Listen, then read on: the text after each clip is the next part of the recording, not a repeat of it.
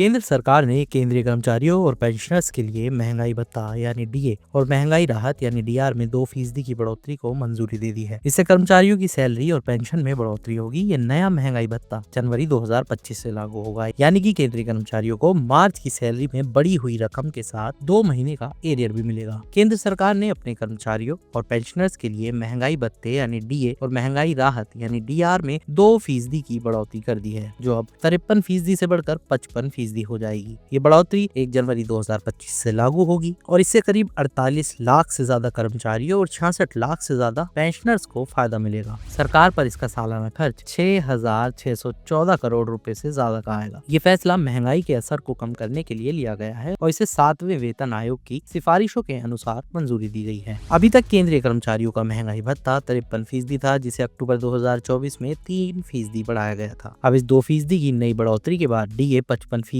पर पहुंच गया है। हालांकि ये पिछले 7 सालों में सबसे कम बढ़ोतरी है, क्योंकि आमतौर पर सरकार कम से कम 3% या 4% की बढ़ोतरी करती है। महामारी के दौरान सरकार ने जनवरी 2020 से जून 2021 तक 18 महीनों के लिए डीए की बढ़ोतरी पर रोक लगा दी थी। कर्मचारी संघ लगातार इस पीरियड के एरियर देने की मांग कर रहे हैं, लेकिन अब तक इस पर कोई फैसला नहीं हुआ है। सरकार हर साल 2 बार डीए बढ़ाती है, एक बार जनवरी और जून के लिए और दूसरी बार जुलाई दिसंबर के लिए। परंपरा के अनुसार जनवरी जून का डीए मार्च में और जुलाई दिसंबर का अक्टूबर नवंबर में घोषित किया जाता है। कैसे तय होता है डीए? महंगाई भत्ते की गणना अखिल भारतीय उपभोक्ता मूल्य सूचकांक यानी AICPI-IW के आधार पर की जाती है, जिसे लेबर ब्यूरो जारी करता है। सरकार पिछले 6 महीनों के औसत आंकड़ों के आधार पर बढ़ोतरी तय करती है। फिलहाल 1 करोड़ से ज्यादा केंद्रीय कर्मचारी और पेंशनर्स सरकार के इस फैसले से फायदे में होंगे, लेकिन हालांकि कर्मचारी संघों की मांग थी कि डीए 3% या उससे ज्यादा बढ़ाया जाए, लेकिन सरकार ने सिर्फ 2% ही बढ़ोतरी की है।